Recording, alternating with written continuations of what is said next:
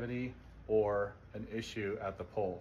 Now he is a little ear sensitive as well, but this is muscular soreness at the pole.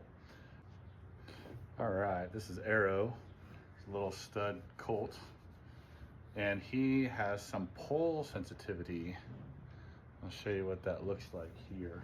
So just, you can see, as soon as I go to even put my hand up there, he's already shying away, right? So I just barely lay my hand and he's like, no, don't touch. Let's check the other side, right? Don't touch. So what I was explaining in another video when I was talking about the hyoid is that if you have hyoid sensitivity, most of the time you're going to have pole sensitivity, but you can have pole sensitivity without having the hyoid sensitivity. It's not very common, but it does happen, and he's an excellent example of that. So super sensitive here, but no sensitivity here. Whereas if you have sensitivity here, most of the time you're going to have sensitivity there. So this is a situation where we're not dealing with the hyoid problem, we're dealing either with ear sensitivity or an issue at the pole. Now he is a little ear sensitive as well, but this is muscular soreness at the pole. So these are extensor muscles that raise the head up towards the sky, points the muzzle towards the sky.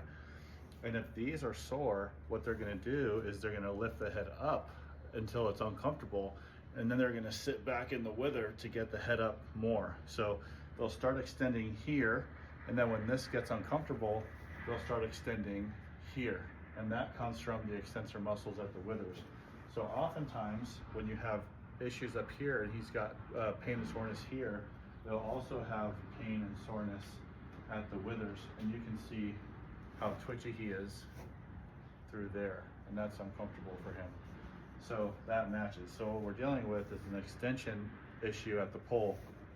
So what I'm going to do is try to get a really good stretch of these muscles at the pole by bringing his head down into flexion, right? So if the extensor muscles are sore, the ones that do this, then in order to stretch them, I need to bring the head down and do that. So I need to take the head the opposite way.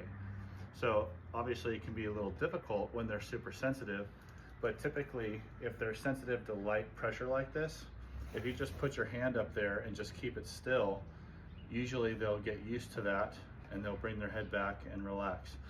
But what I'm not going